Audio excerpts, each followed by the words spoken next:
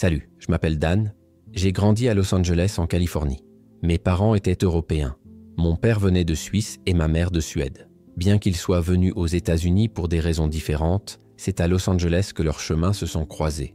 Et c'est là que mon histoire a commencé. J'ai passé mon enfance dans une maison simple près de la plage. Je me souviens des journées ensoleillées, des rires en famille et d'une vie paisible avec mes parents, mes sœurs aînées et cadettes. Nous étions très impliqués dans l'église locale. C'est là que, depuis toute petite, j'ai découvert Jésus. Mais pour être honnête, ma foi était plus quelque chose que je portais dans ma tête que quelque chose que je ressentais vraiment dans mon cœur. J'ai compris qu'être chrétien signifiait faire ce qui est juste, suivre des règles, se comporter d'une certaine manière. Mais je ne savais pas ce que c'était que d'avoir une vraie relation avec Dieu. Et pendant longtemps, c'est resté ainsi. Un concept lointain, une idée vague, quelque chose que je ne savais pas transformer en vérité dans ma vie. Mais tout a commencé à changer quand j'avais 16 ans. C'était lors d'une retraite de jeunes en montagne. Je me souviens qu'un homme est venu parler. Et au milieu du message, il a demandé quelque chose qui m'a surpris. Que feriez-vous si vous pouviez être complètement honnête avec Dieu? Qu'est-ce que cela signifierait pour vous d'avoir une relation intime avec lui? Cela m'a fait réfléchir. Je ne pouvais pas arrêter d'y penser pour le reste de la journée. Plus tard, j'ai décidé de faire une promenade pour me vider la tête. J'ai marché jusqu'à une rivière voisine et j'y suis resté, jetant des cailloux dans l'eau, essayant de comprendre ce que signifiait cette intimité avec Dieu. C'est à ce moment-là, sorti de nulle part, que j'ai entendu une question surgir dans mon esprit. « Hey Dan, puis-je lancer des pierres avec toi ?» J'ai fait comme si ce n'était rien et j'ai continué à jouer, pensant que c'était peut-être juste mon imagination. Mais encore une fois, la même question résonnait en moi. « Puis-je lancer des pierres avec toi ?» À l'époque, je me suis demandé, est-ce que cela pourrait être ce que signifie avoir une intimité avec Dieu? Avez-vous une amitié avec lui? Est-il possible d'être ami avec Dieu comme nous le sommes avec un proche? Et puis, pour la troisième fois, la question s'est posée, désormais plus claire et impossible à ignorer. « Hey, Dan, puis-je lancer des pierres avec toi ?» Cela m'a secoué. J'ai pensé, ça ne peut pas être le diable, il ne veut pas jouer, il veut attaquer. Cela ne semblait pas non plus être une invention de ma tête, à moins que je devienne fou. Mais aussi, pourrait-il vraiment être Dieu? Dieu se soucie-t-il de quelque chose d'aussi simple que cela? Jeter des pierres dans une rivière? Même avec tous ces doutes, cette question était toujours là, vivante en moi. Jusqu'à ce que, sans savoir pourquoi, j'ai levé les yeux vers le ciel et dit « Jésus, si c'est toi, bien sûr, tu peux me lancer des pierres. Mais pourquoi ?» Et puis, c'était comme s'il répondait directement à mon cœur. « Parce que tu le veux. » Ces trois petits mots m'ont frappé comme un éclair. C'était tout. Il voulait être avec moi parce que je voulais être avec lui. Rien de plus. Aucune condition, exigence ou obligation. Je veux juste être ensemble. À ce moment-là, pour la première fois de ma vie, j'ai compris. Jésus m'aime vraiment. Et cela m'a choqué, car jusque-là, je ne m'aimais pas beaucoup. Mais il aime ça. Il se réjouit avec moi. Il aime qui je suis. Et il se soucie des choses que j'aime faire, même si c'est quelque chose d'aussi simple que jeter des pierres dans l'eau. J'ai toujours eu du mal à comprendre cet amour inconditionnel de Dieu. Dans ma tête, il y avait toujours un « mais » caché. Mon amour est inconditionnel, mais tu dois faire ceci, ou arrêter de faire cela. Mais ce jour-là, là-bas, sur cette rivière, j'ai enfin compris. L'amour de Dieu est vraiment inconditionnel. Pas de « mais », aucune exception. Juste de l'amour, pur et réel. Il n'y a absolument rien que nous puissions faire pour que Dieu nous aime plus qu'il ne nous aime déjà maintenant. Cela, pour moi, a été un moment décisif. Au fil du temps, en parcourant le monde et en rencontrant différentes personnes et cultures, j'ai réalisé une chose curieuse. Il existe essentiellement deux types de chrétiens. Ceux qui vivent en essayant de gagner l'approbation du Père et ceux qui vivent avec la certitude d'avoir déjà été approuvés. Les premiers portent le poids du besoin de faire plus, d'obéir à toutes les règles, d'essayer de mériter l'amour de Dieu. Les autres vivent libres. Ils savent qu'ils sont complètement aimés, et non pas parce qu'ils ont fait quelque chose pour le mériter, mais simplement parce que Dieu a choisi d'aimer. Lorsque ce sou est tombé, ma vie a basculé, dans le bon sens. Plus je comprenais l'amour inconditionnel de Dieu, plus je changeais intérieurement. Parce que l'amour, quand il est vrai, transforme. Il touche le cœur humain plus que n'importe quelle charge ou commandement. Lorsque vous savez vraiment que vous êtes aimé, le seul désir qui surgit en vous est de vous rendre cet amour. Et comment rendre l'appareil à un si grand amour? Cherchant à connaître le cœur de ceux qui aiment. C'est exactement ce qui m'est arrivé. Plus je découvrais ce qu'il y a dans le cœur de Dieu, plus je voulais en faire partie. Et qu'y avait-il dans son cœur? Un monde entier qui ne le connaissait pas encore. C'est là que mon voyage a vraiment commencé. Non plus par obligation ou par religiosité, mais par passion. Je suis tombé amoureux de Dieu, en vérité, et j'ai commencé à l'emmener avec moi pour tout, dans les grandes choses, dans les petites choses, dans les décisions importantes et même dans les bêtises de tous les jours. Pas parce que je nécessaire faire ça, mais parce que ça commençait à prendre tout son sens. Pourquoi ne pas inclure mon meilleur ami dans tout? Il est bon, il est gentil, et il veut juste être ensemble. La bonté de Dieu a gagné mon cœur, et à mesure que cela se produisait, mon désir de le servir n'a fait qu'augmenter. Je voulais faire partie de ses plans. Je voulais être un petit morceau de son amour qui se répand à travers le monde. Cela m'a amené à regarder les gens autour de moi avec un regard nouveau, en particulier ceux qui ne savaient pas encore qu'ils étaient aimés de Dieu de la même manière que j'ai découvert que je l'étais. Même si j'étais diplômé en administration des affaires, mon cœur était concentré sur autre chose, amener Jésus à des gens qui n'avaient jamais entendu parler de lui. Et c'est dans ce contexte qu'à 22 ans, j'ai eu une nette impression, presque comme si Dieu m'avait murmuré dans le cœur « Je veux que tu déménages en Afghanistan ». C'était une idée complètement folle. À l'époque, la seule façon d'entrer dans le pays était de travailler bénévolement auprès d'une organisation humanitaire. J'ai donc commencé des recherches et découvert un hôpital qui avait besoin d'une personne diplômée en administration pour aider à la gestion. Cela semblait être la bonne porte. C'était une véritable opportunité de vivre en Afghanistan et, en même temps, d'obéir à ce que je considérais comme un appel de Dieu. C'est comme ça que tout a commencé. Se préparer à ce changement était, pour le moins, difficile. J'avais 23 ans lorsque je suis finalement monté à bord de l'avion. L'hôpital m'avait accepté, oui, mais la seule expérience professionnelle que j'ai eue depuis l'université a été de m'habiller en Père Noël dans un centre commercial, lors d'un événement religieux, à l'invitation d'un de mes amis. En vérité, je ne me sentais absolument pas préparé à gérer un hôpital dans l'un des endroits les plus difficiles au monde. Et pour ne rien arranger, il y avait la partie financière. L'organisation qui m'a invité a été claire. Le travail était bénévole. J'aurais besoin de personnes prêtes à me soutenir financièrement. Mon église a accepté de m'aider avec un montant symbolique, quelque chose comme $0 par mois. Mais on m'a dit, il ne faut pas partir sans garantir au moins 0 par mois. En d'autres termes, je n'avais pas d'argent, je n'avais pas de formation et j'allais toujours seul dans un pays en guerre. Tout semblait aller mal. Et en même temps, tout cela avait du sens. Chaque jour, les titres des journaux apportaient de nouvelles nouvelles sur les attaques, les explosions et les conflits. Chaque mot était comme une tentative pour me convaincre d'abandonner. La peur me suivait comme une ombre et mon esprit continuait à chercher des justifications pour revenir en arrière. Peut-être que tout cela est fou, ai-je pensé. Peut-être que je fais une énorme erreur. C'était comme une tempête de doute. Mais même avec la peur qui hurlait en moi, il y avait quelque chose de plus fort, un souvenir qui ne me laissait pas reculer. À 16 ans, j'ai jeté des pierres sur Dieu. À 16 ans, j'ai découvert qu'il m'aime bien. À 16 ans, j'ai compris qu'il est avec moi. Et s'il m'aime bien, s'il est avec moi, alors je peux passer à autre chose. Je peux prendre des risques. Je peux affronter l'inconnu. La peur était toujours là, oui. L'insécurité aussi. Mais il y avait quelque chose de plus grand. La certitude que Dieu est digne de confiance. Le jour du dernier vol est arrivé. J'étais dans l'avion qui quittait l'Inde pour l'Afghanistan. Je me suis assis près de la fenêtre, j'ai regardé le ciel dehors et j'ai posé une question honnête. Mon Dieu, pourquoi m'envoies-tu seul ? J'ai ressenti une réponse douce mais ferme dans mon cœur. Tu n'es pas seul. Quelques minutes plus tard, j'ai répété « Mais mon Dieu, pourquoi m'envoies-tu seul ?» Et encore une fois, j'ai entendu « Tu n'es pas seul. » Insister. Je me sentais seul. Tout en moi disait ça. Oui, mon Dieu, je suis seul. Et puis, encore une fois, avec une patience infinie, vint la réponse. Non, Dan, ce n'est pas le cas.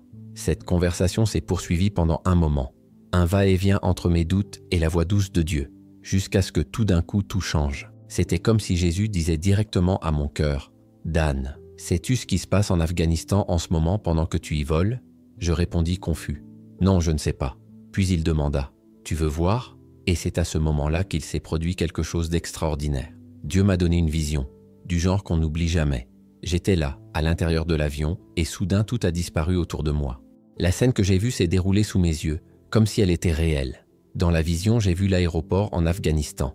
Il y avait une foule qui attendait l'arrivée des passagers. Parmi tant de personnes, 2 visages se distinguaient. L'un d'eux était Jésus, l'autre un inconnu.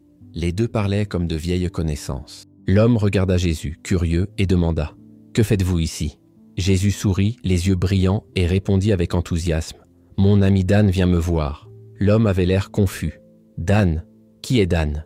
Jésus sourit encore plus, plein de joie, et répondit « Tu ne connais pas Dan ? C'est mon ami. Il vient me voir. » L'homme haussa les épaules et dit « Ah, je vois. Eh bien, j'attends aussi quelqu'un. Un contact professionnel arrive aujourd'hui. » Jésus hocha simplement la tête et répondit avec un sourire. « Tout va bien. » La vision a continué. Un avion atterrissait à l'aéroport et Jésus et l'homme coururent vers la porte pour voir qui arrivait. Mais bientôt Jésus s'arrêta, fronça les sourcils et dit « Non, ce n'est pas l'avion de Dan ». Il retourna à l'endroit où il se trouvait auparavant et commença à se déplacer d'un côté à l'autre, sans inquiétude. Il sautait de haut en bas, agitait les bras, semblait trop excité pour pouvoir rester assis. L'homme le regarda surpris et demanda « Monsieur, que se passe-t-il » Jésus se retourna, les yeux brillants à nouveau, et dit « Je ne peux pas rester assis, je te l'ai dit, mon ami Dan arrive, il vient me voir. » Dans la vision, l'homme à côté de Jésus avait toujours l'air confus. Il regarda Jésus et demanda, presque sans comprendre, « Mais qu'y a-t-il de si spécial à propos de ce Dan? Pourquoi es-tu si excité, si agité? Qu'a-t-il fait ?» Jésus sourit comme quelqu'un qui garde un précieux secret et répondit tendrement « Vous n'en avez aucune idée. Dan pense qu'il vient en Afghanistan pour servir le peuple afghan. Et oui, cela arrivera. Mais la vraie raison pour laquelle je lui ai demandé de venir, c'est parce que c'est le meilleur endroit pour nous rapprocher encore plus. Ici, notre amitié grandira. Elle s'épanouira. Et j'ai hâte de vous voir. » Jésus était radieux, vibrant littéralement de joie.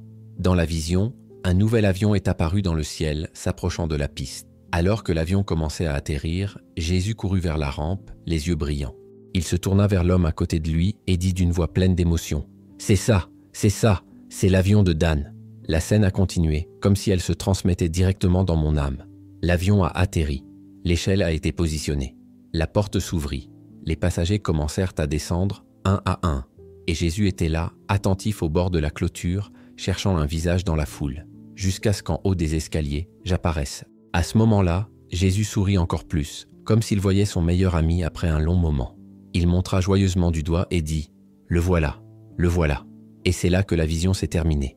Je suis revenu au présent, là, dans le vrai avion, survolant les montagnes en direction de l'Afghanistan. Seulement maintenant, j'étais silencieux, avec des larmes coulant sur mon visage. Pas de mots, juste de l'émotion. Jusqu'à ce que, dans un murmure, je regarde le ciel et demande « Jésus, est-ce réel ?» Et il répondit « Oui, c'est réel. » Alors, le Seigneur me dit que tu m'as appelé en Afghanistan parce que c'est le meilleur endroit pour que notre amitié grandisse. Et lui, de la même voix ferme, mais pleine d'affection, dit « Exactement, c'est pourquoi je t'ai demandé de venir. » À cet instant, tout ce qui me tourmentait a tout simplement disparu. La peur, le doute, préoccupation concernant le travail, la subsistance, l'adaptation. Tout a perdu de son importance. Le même Dieu qui m'a jeté des pierres à 16 ans m'attendait maintenant en Afghanistan. Le même Jésus qui m'aimait sans réserve était là, désireux de me rencontrer. Et c'est ainsi qu'une nouvelle phase de ma vie a commencé. Une phase qui n'a pas été facile, mais profonde, transformateur, beau. Je suis tombé amoureux de l'Afghanistan. Je suis tombé amoureux du peuple musulman. J'ai noué des amitiés véritables et profondes avec des gens qui jusque-là étaient complètement différents de moi. Certains d'entre eux sont devenus mes meilleurs amis. Et croyez-le ou non, j'en ai appris davantage sur Jésus grâce à eux. Parce qu'après tout, eux aussi ont été créés à l'image de Dieu. J'ai commencé à voir la beauté de Dieu dans chaque geste, dans chaque conversation, dans chaque élément de cette culture riche et intense. Au fil du temps, mon cœur a commencé à se dilater encore plus. L'amitié avec Jésus m'a poussé dehors, au-delà des frontières. Et un pays voisin a commencé à occuper une place immense en moi, l'Iran. L'Iran était juste à côté. Et j'ai commencé à me demander, aurais-je un jour la chance d'y aller? Est-ce que Dieu m'appellerait aussi à cet endroit? Et si je pouvais parler de Jésus là-bas comme je l'ai fait en Afghanistan? Le temps a passé. J'ai prié à ce sujet. J'ai parlé à des amis. Mais pendant longtemps, rien ne semblait se passer. Pourtant, cette idée n'a jamais quitté mon cœur. Je savais, d'une manière ou d'une autre, que ce jour viendrait. Et il commença à s'approcher dans un moment simple mais remarquable. J'avais déjà 32 ans lorsque je passais du temps avec un bon ami, Stuart. Au cours d'une conversation sans prétention, il m'a interrogé sur mon envie de visiter l'Iran. Cela a réveillé quelque chose en moi. C'était comme si une flamme, qui avait été faible, se ranimait avec toute sa force. Ensemble, nous avons commencé à prier pour cette possibilité. Et c'est là que la suite de mon histoire a commencé à se dérouler. Au fil du temps, il est devenu clair pour Stuart et moi qu'il y avait quelque chose de très brûlant dans nos cœurs, une vocation. Nous avons senti que nous devions aller en Iran, non pas par curiosité ou par aventure, mais pour partager l'amour de Jésus avec un peuple qui souvent ne connaît de lui qu'une image déformée. Comme je suis citoyen suisse du côté de mon père et également américain, j'ai eu accès à 2 passeports. Stuart, quant à lui, est sud-africain. Ce que nous ne savions pas à l'époque, c'est que la Suisse et l'Afrique du Sud avaient toutes 2 des ambassades actives en Iran, ce qui nous ouvrirait une porte inattendue. C'est alors qu'on s'est dit « Et si on essayait d'obtenir un visa par l'intermédiaire de ces ambassades? Et, à notre grande surprise, cela a fonctionné. Nous avons obtenu nos visas et soudain tout était prêt. En fait, nous allions en Iran. Je n'oublierai jamais le moment où nous sommes montés dans ce bus en direction de la frontière. Une fois de plus, la peur a essayé de s'installer. Des pensées ont envahi mon esprit. Qu'est-ce que je fais? Est-ce une bonne idée? Qu'est-ce qui m'attend là-bas? Mais au fond de ma poitrine, il y avait une voix calme, cette même voix qui m'accompagnait depuis l'âge de 16 ans, qui disait « Allez, c'est vrai, tu devrais y aller. » Alors nous y sommes allés. Et comme cela s'est produit en Afghanistan, je suis tombé amoureux. Je suis tombé amoureux de l'Iran, pour le peuple iranien, pour la culture, pour l'histoire, pour la façon dont les gens vivaient, pensaient et recevaient. Ce furent 2 semaines incroyables. Nous avons visité des villes, nous avons visité des marchés, des mosquées, des maisons. Nous nous sommes fait des amis qui ont laissé une profonde marque dans nos cœurs. Et au milieu de tout cela, nous avons eu l'occasion de partager l'amour de Jésus. Pas de manière forcée, mais à travers des conversations, des gestes, des écoutes. C'était simple, c'était réel, c'était magnifique. Mais c'est à la fin du voyage que tout change. Nous étions prêts à y retourner. Nous avons pris un bus local jusqu'à la frontière. Tout semblait paisible. À leur arrivée, les agents ont commencé à récupérer les passeports des passagers, comme c'était la procédure habituelle. Un à un, chacun a récupéré ses documents, avec le cachet de sortie du pays tamponné. Tout le monde, sauf nous. Mon ami et moi avons attendu. Les minutes s'écoulaient et rien. Nous avons regardé autour de nous pour essayer de comprendre. Les passeports ne sont pas revenus.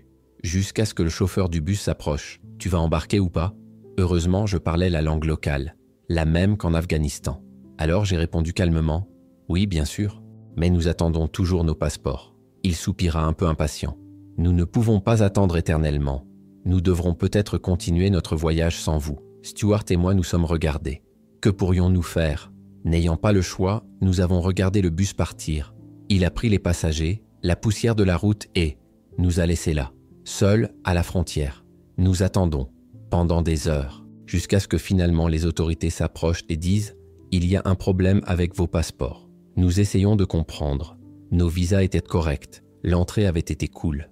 Aucune infraction. Nous avons donc demandé « Mais quel est le problème ?» Ils ont répondu calmement, presque comme si c'était la chose la plus courante au monde. Oui, les visas étaient fois corrects, mais malheureusement, nous avons dû envoyer les passeports dans la capitale. Quoi?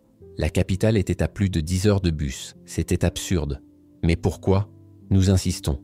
Nous sommes désolés. C'était nécessaire. Vous devrez y aller pour les récupérer. Nous étions sous le choc. La réaction a été instantanée. L'agent devant parlait avec un calme presque effrayant. Mais ne vous inquiétez pas. Voici l'adresse du bâtiment où vous devez vous rendre. Attendez quelques jours pendant que nous réglons tout. Après cela, vous pourrez obtenir vos passeports, remplir les conditions et continuer votre voyage normalement. Son ton semblait calme, comme s'il disait « Tout est sous contrôle, vous n'avez rien à craindre ». Mais à ce moment-là, la seule chose qui nous a calmés, c'est de savoir que pendant notre séjour en Iran, nous nous étions fait des amis locaux. Alors cette nuit-là, nous sommes retournés vers eux et ils nous ont dit « Ne t'inquiète pas, tout ira bien ». Nous avons attendu 3 jours. 3 longues journées, jusqu'à ce que nous nous rendions finalement au bâtiment désigné pour récupérer nos passeports. Au début, nous avons été reçus avec convivialité. Les agents parlèrent couramment anglais et semblaient simplement suivre leur protocole, en prenant leur temps. Mais soudain, l'ambiance a changé. Ils nous regardèrent et dirent d'un ton plus sérieux « En fait, nous devons vous parler. » Ils nous ont séparés. Ils ont emmené mon ami dans une pièce et m'ont mis dans une autre. C'est alors que le cauchemar a commencé. J'ai été battu pendant 6 heures. J'ai été frappé au visage. Ils m'ont craché dessus, ils m'ont donné des coups de pied. La raison? Ils n'ont pas expliqué. Ils criaient et criaient tout le temps, mais ils ne disaient pas un mot de ce qui se passait. J'étais là, sans rien comprendre, sans savoir si j'allais y survivre. Tout semblait être un flou de douleur et de peur. Après des heures d'agression, ils m'ont traîné jusqu'à l'escalier du bâtiment où nous étions entrés. C'est à ce moment-là que j'ai vu mon ami. Également battu, également sans explication, sans aucun mot. Ils nous ont enlevé nos lunettes, nous ont bandé les yeux et nous ont poussés dehors à l'arrière d'une camionnette. Le véhicule a accéléré rapidement et pendant 20 à 30 minutes, nous avons été transportés sans savoir où nous allions, le cœur battant, sans même pouvoir voir ce qui nous entourait. Lorsque la camionnette s'est finalement arrêtée, ils nous ont fait sortir et nous ont conduits à l'intérieur d'un nouveau bâtiment. Plus d'agressivité, plus de cris, plus de confusion. Nous ne savions pas où nous étions. Nous ne savions pas ce qui allait se passer. Au bout d'un moment, ils s'arrêtèrent finalement. Mais au lieu de nous rendre nos lunettes, ils nous ont dit de nous habiller en tenue de prisonniers. C'est alors que la réalité est arrivée. Nous étions arrêtés. encore une fois, nos yeux étaient la bandée. On nous a fait descendre un escalier, sans explication, sans parole. Nous étions séparés. Mon ami a été placé dans une cellule et moi dans une autre. Désormais, officiellement, nous étions prisonniers en Iran. La première chose que je veux faire comprendre à tous ceux qui écoutent mon histoire, c'est que même lorsque nous ne pouvons pas voir, Dieu est toujours bon. Même si nous ne ressentons pas sa présence, il est toujours là. Il continue d'être bon, même dans les situations les plus difficiles. Quand j'ai été jeté dans cette cellule, la première chose que j'ai faite a été de crier à Dieu. « Monsieur, pourquoi suis-je ici ?» À ce moment précis, j'ai ressenti une réponse claire, directe et inattendue dans mon cœur. « Dan, tu seras ici pendant 9 semaines. » Ma réaction a été immédiate. Je réprimande cela au nom de Jésus. Ce n'est pas bien. Je ne voulais pas y croire. Je ne pouvais pas l'accepter. J'ai essayé de me convaincre que ce chiffre n'était peut-être pas 9 semaines, mais plutôt 9 minutes ou 9 heures. Je ne savais pas combien de temps j'y resterais. J'étais sous le choc, ne sachant pas à quoi m'attendre. Mais étonnamment, le jour de ma libération, j'ai réalisé que j'avais en fait passé exactement 9 semaines en prison. Exactement, à la minute près. 9 semaines. Et cette expérience m'a appris une vérité profonde. Dieu continue d'être bon, même lorsque la vie est difficile. La cellule où ils m'ont mis était très petite, environ 5 mètres sur 6. D'un côté, il y avait des toilettes et un lavabo. De l'autre, une simple couverture jetée à terre. Il n'y avait pas de matelas, alors j'ai dormi là dans le froid, enveloppé dans cette simple couverture. Si je voulais improviser un oreiller, je devais rouler les pantoufles qu'on m'avait données à l'intérieur de la couverture. Au moins, ils m'ont donné une deuxième couverture que j'utilisais pour me couvrir. Contrairement aux prisons que j'ai vues dans les films américains, ma cellule n'avait pas de barreaux. C'était une simple porte en acier, avec une petite fenêtre à travers laquelle les gardes pouvaient m'observer. Mais le pire, c'est que la lumière ne s'éteignait jamais. Elle restait allumée non-stop, 24 heures sur 24. C'était mon nouveau monde. Que pourrais-je faire en prison? Je ne pouvais pas sortir de là.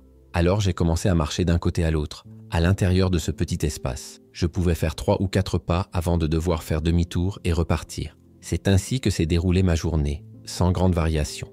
Les repas sont arrivés sans que je sois obligé de quitter la cellule. Il était relié aux autres, et à l'extérieur, il y avait un couloir où ils apportaient un chariot de nourriture. Quand ce fut mon tour, ils ont ouvert la porte, m'ont tendu une assiette et les gardes l'ont remplie de nourriture. La nourriture était simple, du riz, quelques légumes et occasionnellement de la viande. Mais ce qui m'a le plus frappé le premier jour, c'est le moment où ils m'ont servi le repas. En plus de la nourriture, ils ont placé 3 morceaux de sucre sur le bord de l'assiette. À ce moment-là, j'ai regardé les cubes et je me suis demandé pourquoi ils me donnaient ça. Puis j'ai réalisé qu'en plus de la nourriture, ils m'avaient aussi donné un grand verre de thé. C'est alors que j'ai compris. Les morceaux de sucre devaient adoucir le thé. Mais en même temps, une idée m'est venue. Attendez 1 minute, je n'ai pas besoin d'utiliser les cubes dans le thé. Je peux les garder pour moi. Et c'est exactement ce que j'ai fait. À chaque repas, davantage de morceaux de sucre apparaissaient. Au fil du temps, j'ai réalisé que c'était un modèle. Ils offraient toujours les cubes, car le thé les accompagnait toujours. J'ai commencé à en accumuler une quantité considérable. Un jour, alors que le chariot passait, j'ai regardé les cubes et j'ai pensé « Pourquoi ne pas demander? Puis-je avoir ces cubes supplémentaires ?» J'ai pris le risque de demander dans une langue que je maîtrisais à peine. « Puis-je avoir plus de morceaux de sucre ?» À ma grande surprise, la réponse a été « Bien sûr ». Et puis soudain, j'ai eu plus de 200 morceaux de sucre. C'est alors que j'ai découvert un nouveau passe-temps, construire des objets avec. Chaque jour, j'ai empilé et assemblé différentes structures. Qui a besoin de Lego quand on a des morceaux de sucre? J'ai passé des heures et des heures à créer de petites constructions à l'intérieur de la cellule. Je me souviens d'un jour particulier où j'étais tellement concentré sur l'empilement des cubes que je n'ai même pas remarqué qu'un des gardes me surveillait à travers le judas de la porte.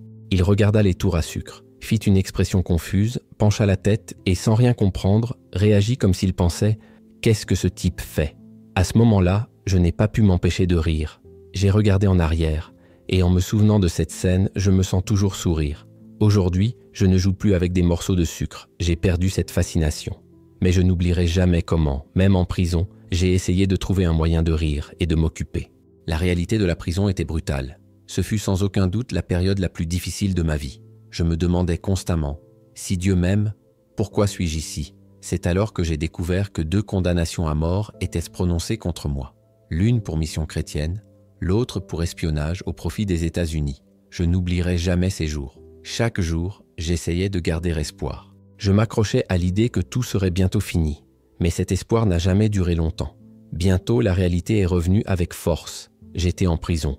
battu quotidiennement et menacé d'une possible condamnation à mort. C'est à ce moment-là que j'ai réalisé que ce n'était peut-être pas seulement une phase difficile. Peut-être que je ne sortirai plus jamais de cette prison. J'ai passé des heures à y réfléchir et l'espoir petit à petit s'est dissipé, laissant place à la dépression. Après environ 2 semaines, j'ai atteint ma limite. La dépression m'a consumé massivement et une pensée m'est venue. Pourquoi continuer à vivre ici? Finissons-en. À ce moment-là, une idée a émergé, froide et rationnelle. Les gardes m'avaient donné une grande serviette. J'ai regardé le lavabo de la cellule et j'ai pensé, si je remplis l'évier d'eau et bouche le drain avec une chaussette, je peux plonger ma tête dans l'eau. Si j'attache fermement la serviette d'un côté de l'évier et que je la passe par-dessus ma tête, la coinçant de l'autre côté, je ne pourrai pas sortir. L'idée paraissait simple, presque claire. J'étais déterminé à essayer. J'ai essayé 4 fois, mais à chaque fois quelque chose m'a arrêté.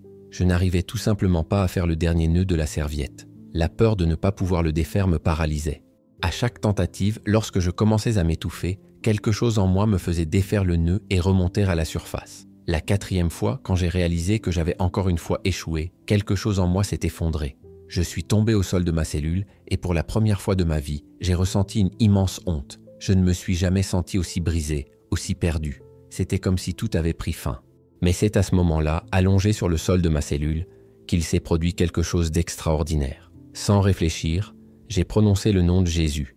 Et soudain, le sol a commencé à trembler. Ma première réaction a été de penser que c'était un tremblement de terre. Ayant grandi en Californie, j'étais habitué aux tremblements. Alors j'ai levé la tête, m'attendant à ressentir les tremblements. Cependant, j'ai vite réalisé qu'il ne s'agissait pas d'un tremblement ordinaire. Le sol continuait de trembler et tout autour de moi, une glorieuse lumière blanche remplissait la cellule. Ce n'était pas seulement la faible lumière de la lampe de la prison, mais quelque chose de beaucoup plus intense, quelque chose qui illuminait tout autour de moi. C'est alors que je regardais le mur, j'ai eu une vision aussi réelle que n'importe quelle autre expérience que j'ai jamais vécue. J'ai vu Jésus. Il ressemblait exactement à un homme du Moyen-Orient, comme on peut le voir dans certaines représentations, comme dans la série Les Élus. Mais ce qui m'a le plus frappé, c'est son visage. Il souriait, ses yeux étaient pleins de gentillesse, d'amour et d'acceptation.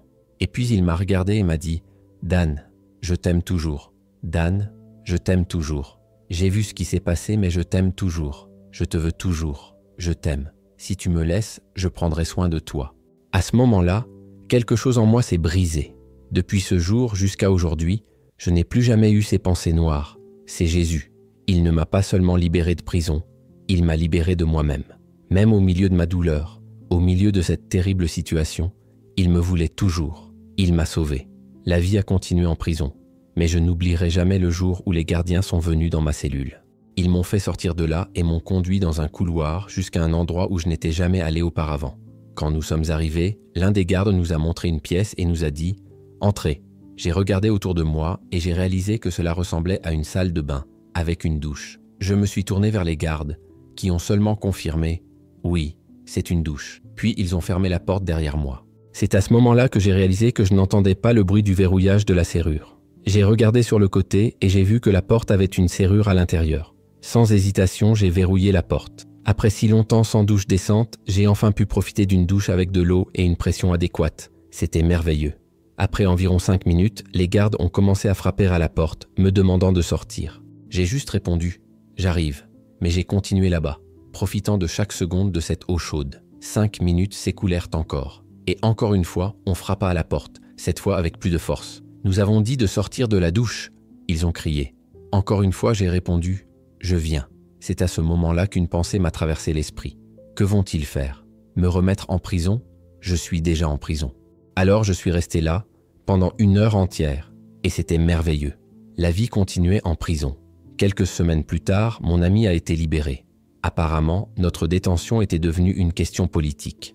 Mon ami, étant sud-africain, avait un lien direct avec le gouvernement sud-africain, qui était à l'époque l'un des plus gros acheteurs de pétrole iranien. Il a été libéré grâce à un appel téléphonique de Nelson Mandela. Oui, Nelson Mandela a appelé l'Iran et a obtenu sa libération. Quand j'ai découvert cela, je me suis demandé « Pourquoi peut-il partir et moi pas ?» Mais je devais passer à autre chose. Ma réalité était toujours la prison. Pendant cette période, j'ai vécu des moments très spéciaux avec Dieu. Quelques jours après avoir été arrêté, j'ai fait une demande au gardien. Puis-je avoir ma Bible? La réponse fut immédiate. Non, mais j'ai insisté. Quelques jours plus tard, il a apporté ma Bible. Maintenant, j'avais tout le temps du monde pour lire. L'histoire de l'apôtre Paul a pris pour moi un nouveau sens. J'ai entendu parler de ses arrestations, de ses procès, des 27 fois où il a été battu ou arrêté. Et cela m'a résonné d'une manière complètement différente. Un passage en particulier m'a interpellé. Philippiens 4, 11, où Paul dit qu'il a appris à se contenter de n'importe quelle situation. Je me suis demandé, puis-je apprendre cela aussi? C'était mon combat quotidien. Il y a eu un jour en particulier qui a profondément marqué mon parcours en prison. Je sentais que Dieu voulait me parler d'une manière très claire à travers la Bible, mais ce n'était pas quelque chose de courant. C'était différent. J'ai senti qu'il voulait me guider exactement là où j'ouvrais les pages, sans avoir à regarder. Je n'avais jamais vécu cela auparavant. J'ai pris une profonde inspiration, j'ai pris la Bible et je l'ai ouverte. Mes yeux tombèrent sur Daniel 10, versets 12 et 13. C'était un passage que j'avais peut-être lu 1 ou 2 fois dans ma vie, mais dont je ne me souvenais jamais par cœur. Et puis j'ai lu ces mots. « N'aie pas peur, Daniel. Dès le premier jour où tu as décidé de chercher la compréhension et de t'humilier devant Dieu, tes paroles ont été entendues, et je suis venu en réponse à elles. Mais le prince du royaume de Perse m'a résisté pendant 21 jours. J'étais en prison depuis exactement 21 jours. L'Ancien Testament faisait souvent référence à la Perse, qui était l'ancien nom de l'Iran. Et je m'appelais Daniel. À ce moment-là, Dieu me parlait directement. Je savais déjà en théorie qu'il était avec moi, mais ce verset m'a donné une profonde certitude qu'il avait vraiment le contrôle et qu'il prendrait soin de moi. Un autre moment mémorable s'est produit alors que j'étais assis dans ma cellule, écoutant les gardes parler dans le couloir. Chaque soir, ils se réunissaient pour parler et je les écoutais toujours. Mais ce jour-là, quelque chose a retenu mon attention. L'un des gardes a demandé aux autres « Pourquoi ces étrangers viennent-ils ici ?» Un autre a répondu « Bonne question. Ils savent ce que nous faisons aux chrétiens. Pourquoi viendraient-ils ici ?» Puis un troisième a dit « Ouais, ça n'a pas vraiment de sens. » À ce moment-là, j'ai réalisé quelque chose de profond. Ma présence là-bas amenait ces hommes à remettre en question quelque chose qu'ils n'avaient jamais envisagé auparavant. Et c'était l'œuvre de Dieu. Même en prison, il agissait. La conversation entre les gardes s'est poursuivie dans le couloir. L'un d'eux a dit « Vous savez, je suis curieux. Ils savent que nous tuons des chrétiens. Ils savent ce que nous faisons aux chrétiens qui viennent ici? Alors pourquoi seraient-ils prêts à venir ?» L'autre resta silencieux puis répondit « Ce sont des gens polis. Ils savent exactement ce qui peut arriver. Alors pourquoi viennent-ils encore parler de Jésus dans un endroit où c'est interdit ?»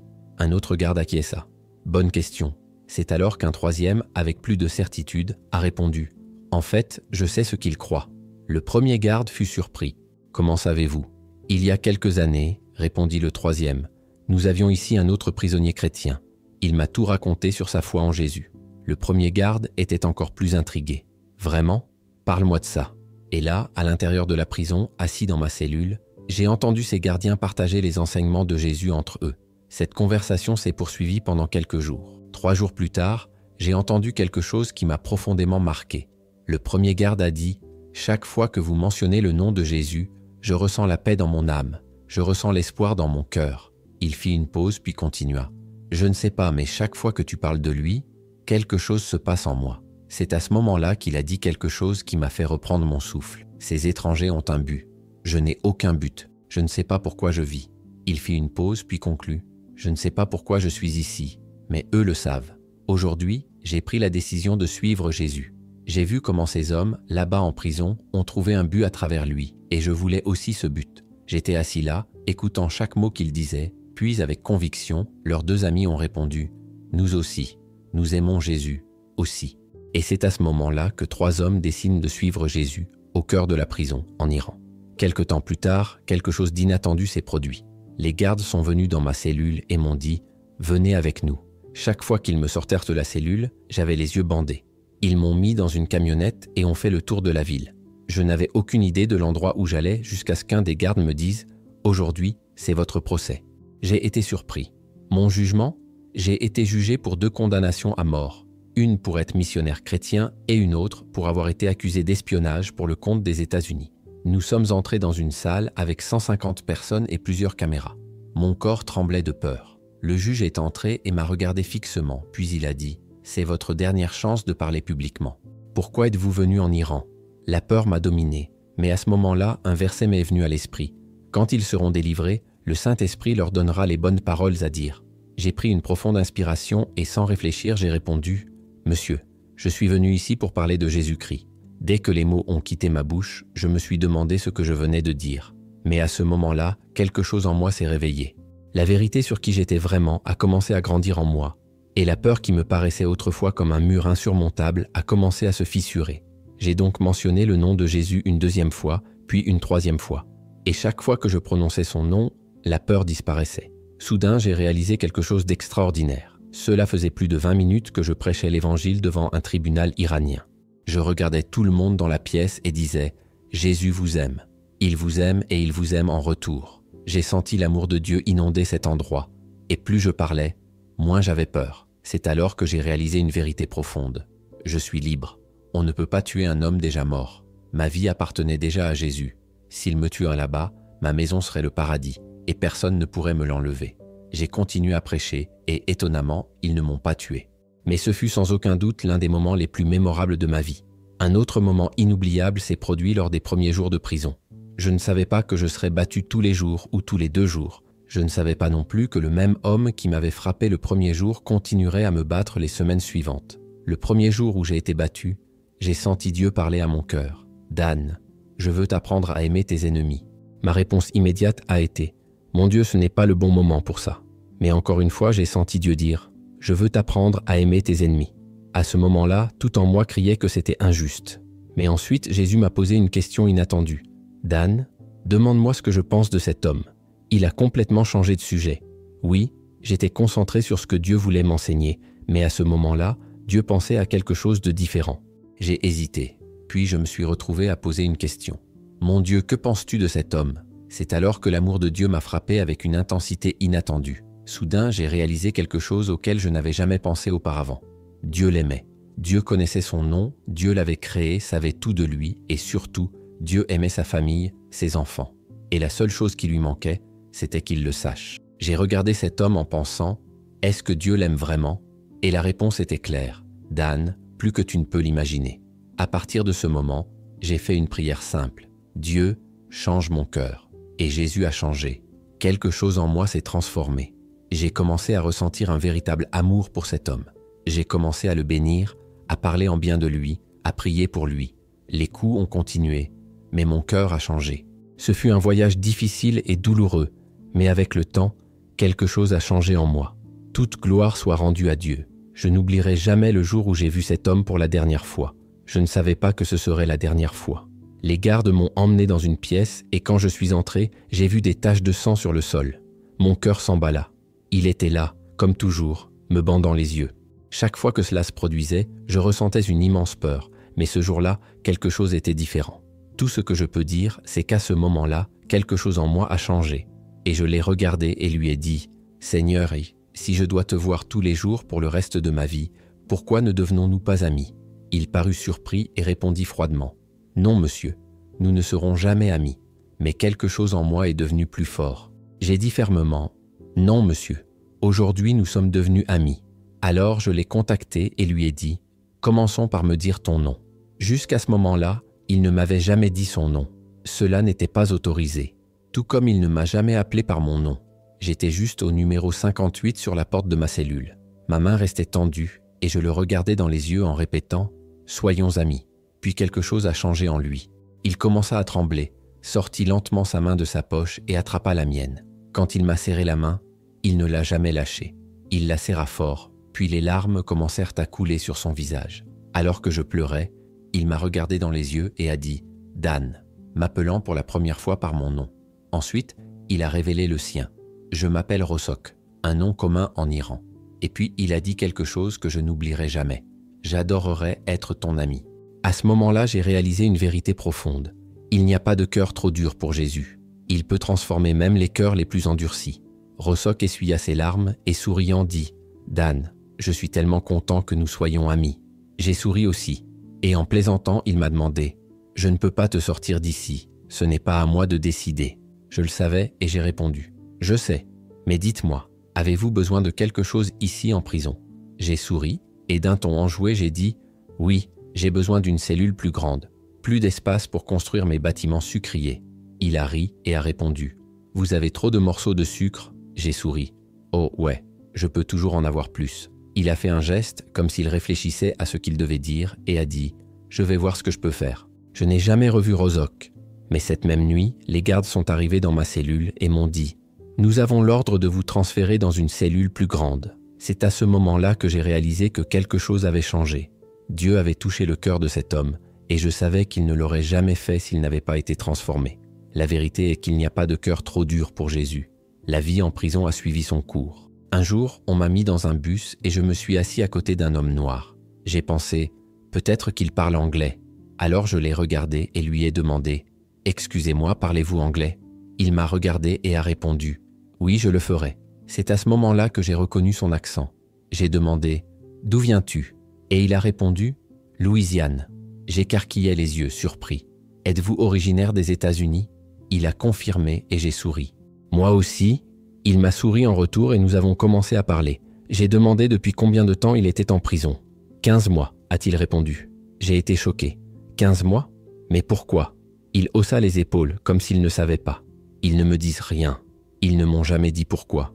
Je ne savais pas quoi penser. La conversation a été interrompue par les gardes qui nous ont séparés. Je ne l'ai jamais revu. J'ai appris qu'il avait été libéré quelques mois après moi. Mais cette nuit-là, quelque chose m'a frappé comme un éclair. S'il était là il y a 15 mois, peut-être que j'y passerais aussi des années. Pour la première fois, j'ai accepté la possibilité de rester piégé plus longtemps, voire pour toujours. Cette nuit-là, j'ai lutté avec Dieu. Je voulais juste comprendre. Mon Dieu, comment cela pourrait-il faire partie de ton plan ? Mais cette nuit-là, Dieu n'a pas répondu. Je suis resté là, seul, pendant des heures, à réfléchir. Quand j'ai regardé l'horloge, il était déjà 2 ou 3 heures du matin. C'est alors que mon cœur a finalement renoncé à essayer de comprendre. J'ai levé les yeux et j'ai dit « Mon Dieu, j'abandonne. J'abandonne d'essayer de comprendre, d'essayer de tout contrôler. Je te fais confiance. Je ne comprends pas pourquoi je suis ici, ni si je vais rester ici pour toujours. Mais je n'ai pas besoin de comprendre. Je te fais confiance. » Puis je me suis souvenu d'un moment où j'avais 16 ans. Je jetais des pierres à Dieu, essayant de tester la relation que j'avais avec lui. C'est alors que j'ai réalisé qu'il m'aime bien et qu'il est digne de confiance. Même si je passais le reste de ma vie dans cette prison, je lui ferai confiance. Cette nuit-là, Jésus a conquis mon cœur. Et lorsque Dieu gagne nos cœurs, il nous surprend généralement ensuite. Pour moi, la surprise est arrivée 3 heures plus tard. Les gardes sont venus dans ma cellule, ont ouvert la porte et m'ont dit « Prenez vos affaires, vous sortez ». Je n'avais pas grand-chose, juste quelques morceaux de sucre. J'ai tout enveloppé dans une couverture, comme je le fais toujours. Ils m'ont bandé les yeux, comme d'habitude, quand je quittais la cellule. Mais au lieu de m'emmener dans une autre cellule, ils m'ont emmené dans une chambre. « Habillez-vous », dirent-ils. J'ai regardé autour de moi et j'ai vu mes vieux vêtements. Ce n'étaient plus mes vêtements de prison, mais mon jean, ma chemise et mes chaussures. « Pourquoi me demandes-tu de m'habiller comme ça ?» La seule réponse qui me venait à l'esprit était « Peut-être que ce sera mon dernier jour ici. Peut-être que je serai exécuté. » Ils m'ont emmené, toujours les yeux bandés, dans un bus et sont allés au tribunal. Mais au lieu de m'emmener dans une salle d'audience, ils m'ont emmené dans un simple bureau. Ce que je ne savais pas à ce moment-là, c'est que ma vie était sur le point de changer d'une manière que je n'aurais jamais pu imaginer. Là, peu de temps après, un homme entra dans la pièce. J'ai découvert plus tard qu'il était le juge en chef de tous les tribunaux iraniens. Il s'est levé et, avec un calme qui semblait irréel, a déclaré « Aujourd'hui, en partenariat avec l'ambassade de Suisse, nous avons décidé de libérer Dan Beyman. Il est libre. » J'étais paralysé. Je ne comprenais pas vraiment ce qui se passait. Pendant un instant, j'ai pensé que c'était peut-être une erreur, peut-être même que j'étais emmené pour être exécuté. Mais à ce moment-là, il semblait que Jésus était là, regardant d'en haut et disant avec un sourire « Surprise !»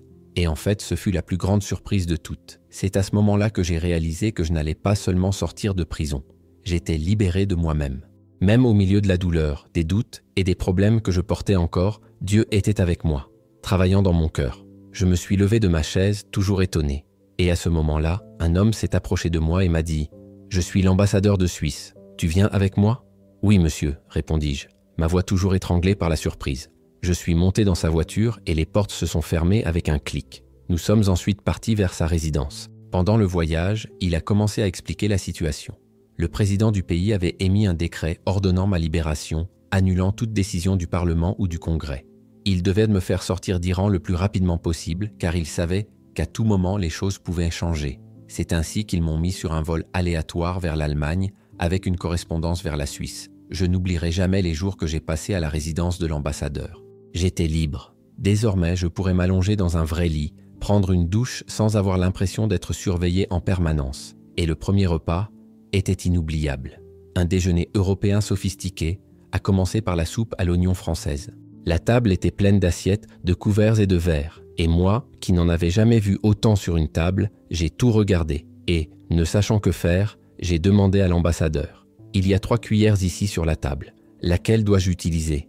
Il sourit et répondit d'une voix calme. « Monsieur, vous êtes un homme libre. Utilisez la cuillère que vous voulez. » À ce moment-là, Dieu m'a rappelé la liberté qu'il m'avait donnée. Le lendemain, il était temps d'aller à l'aéroport. J'étais encore au pays et il me fallait en sortir pour que ma liberté soit complète. Je suis allé à l'aéroport avec un sac vide. Les seuls vêtements que j'avais étaient ceux que je portais sur mon corps. J'avais perdu 25 kilos pendant mon séjour en prison et mes vêtements m'allaient à peine. J'ai passé le contrôle de sécurité et j'ai attendu mon vol. Quand je suis finalement monté dans l'avion, un flot d'émotions m'a submergé. J'ai regardé par la fenêtre et j'ai pensé « Est-ce réel ? Est-ce que je quitte vraiment l'Iran ?» Je me suis assis, j'ai fermé les yeux et j'ai prié. « Dieu, s'il te plaît, dis au pilote de se dépêcher. » Et puis nous sommes partis. Le vol s'est poursuivi vers l'Allemagne, où j'aurais une correspondance de 3 heures à Francfort avant de prendre le vol pour la Suisse. Au débarquement, la compagnie aérienne a annoncé qu'en raison d'un retard, les passagers en transit pourraient là prendre un petit déjeuner gratuit dans un café désigné. J'en ai profité et j'y suis allé. J'ai pris mon café et en regardant autour de moi, j'ai remarqué une table pleine de monde. Il y avait une chaise vide, alors je l'ai montré du doigt et j'ai demandé timidement si je pouvais m'asseoir. Ils acquiescèrent. Dès que je me suis installé, l'un des hommes m'a regardé et m'a demandé « Excusez-moi, parlez-vous anglais ?»« Oui, je le fais, répondis-je. Il a souri et a dit « Oh, c'est génial. Nous sommes tous iraniens et nous parlons aussi anglais. » Cette petite conversation au milieu d'une situation aussi inattendue m'a fait réaliser à quel point la vie était en train de changer. J'étais là, loin de mon pays, dans un aéroport, avec un groupe d'Iraniens, et chacun avec sa propre histoire, son propre parcours. Et soudain, j'ai compris que ma liberté n'était pas seulement physique. Elle était aussi dans les petites surprises de la vie, dans les rencontres inattendues, dans les liens que Dieu nous permet de nouer. Et à ce moment-là, j'ai su que mon véritable libérateur n'était pas seulement l'ambassadeur de Suisse, mais Dieu, qui me guidait et me soutenait à chaque étape. Il a continué avec un petit sourire et a dit « Nous sommes sur le même vol. Vous aussi venez d'Iran, n'est-ce pas ?» J'ai confirmé « Oui, je viens de sortir de là. » Il a semblé intéressé et d'un ton détendu a demandé « C'est intéressant. Avez-vous fait un bon voyage ?»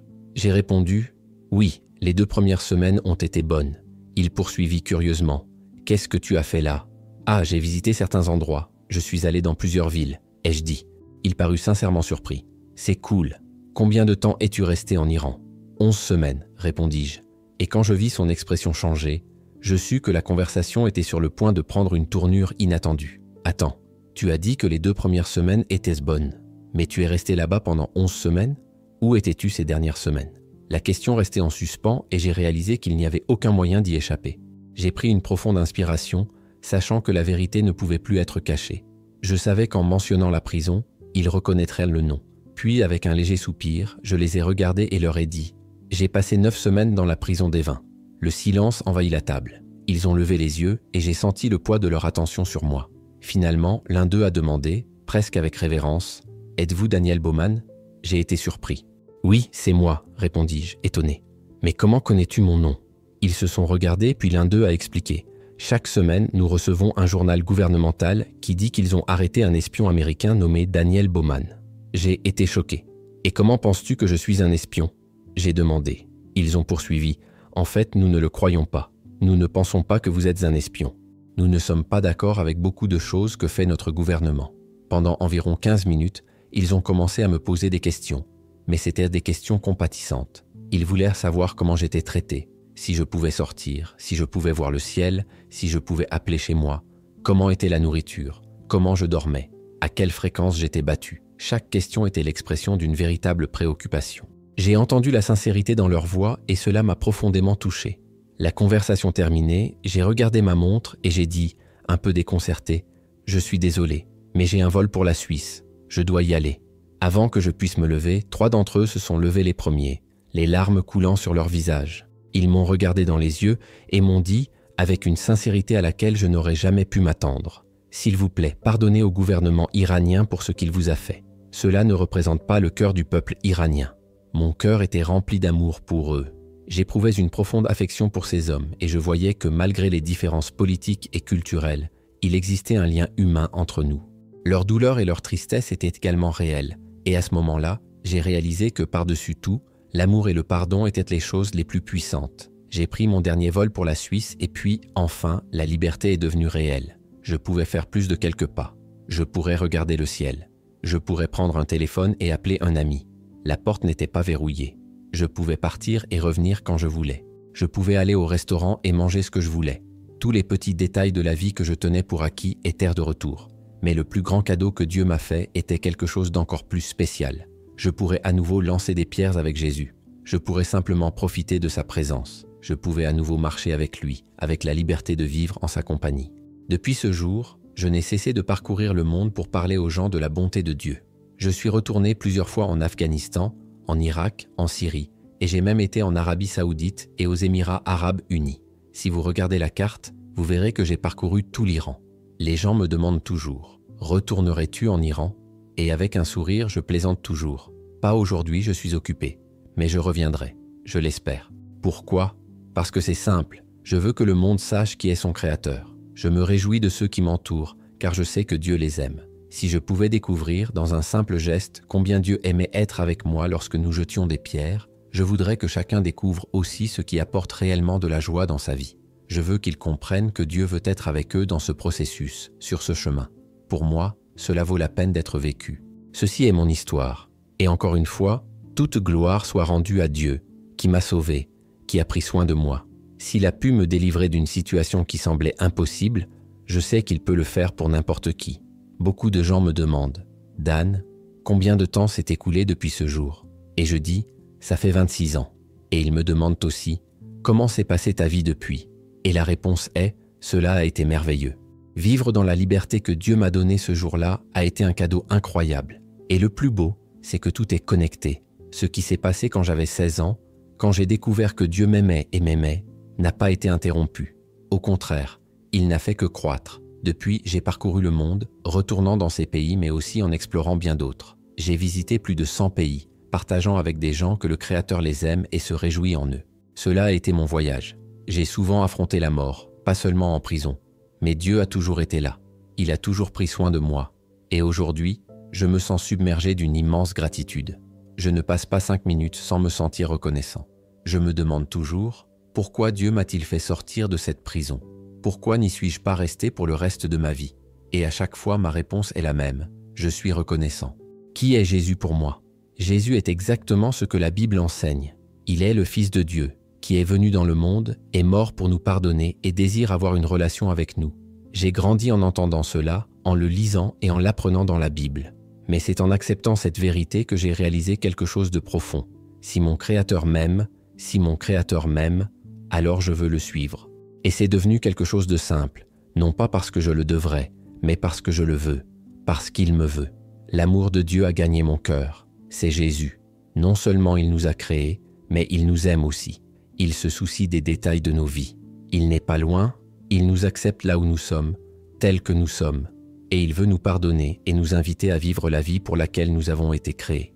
Pour ceux qui veulent cette relation avec Jésus, pour ceux qui veulent marcher fidèlement avec Dieu, si vous regardez ceci et que vous pensez « Dan, je veux ce que tu as », j'aimerais prier pour vous, parce que nous servons un Dieu merveilleux qui nous rencontre là où nous sommes. C'est ce que j'aime le plus chez Dieu.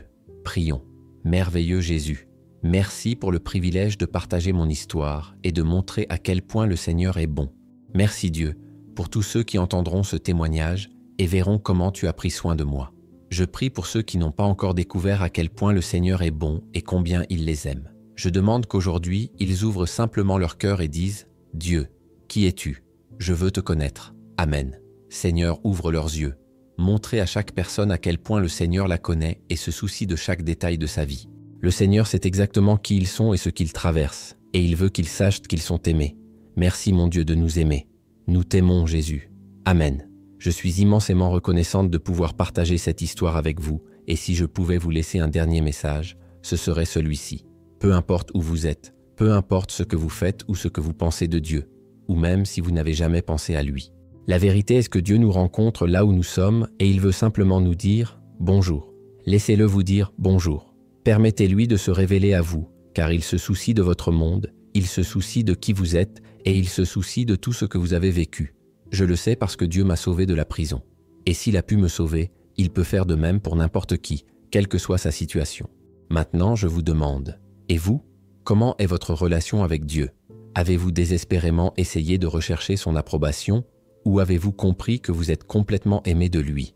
Avez-vous porté le fardeau d'essayer d'être assez bon pour Dieu ou avez-vous réalisé qu'il vous aime simplement tel que vous êtes? L'histoire que vous venez d'entendre ne concerne pas seulement ce que Dieu a fait dans ma vie, mais aussi ce qu'il veut faire dans la vôtre. Il veut que vous fassiez l'expérience de cet amour transformateur. La question est donc, allez-vous continuer à vivre de la même manière ou allez-vous faire un pas vers Dieu aujourd'hui? Peut-être que vous n'avez jamais arrêté de lui parler. Peut-être avez-vous créé des barrières en pensant que Dieu ne se soucie pas des petits détails de votre vie. Mais et s'il s'en soucie? Et s'il attendait juste que vous l'invitiez? Je vous mets au défi de parler à Dieu maintenant. Demandez-lui, « Seigneur, que penses-tu de moi ?» Et puis, taisez-vous pour entendre la réponse. Si ce message vous a touché, partagez dans les commentaires ce qui vous a le plus marqué. J'aimerais savoir ce que Dieu fait dans votre vie. Et n'oubliez pas de vous abonner à la chaîne et d'activer les notifications pour continuer à recevoir du contenu qui renforcera votre foi et transformera votre marche avec Dieu. Jusqu'à la prochaine vidéo.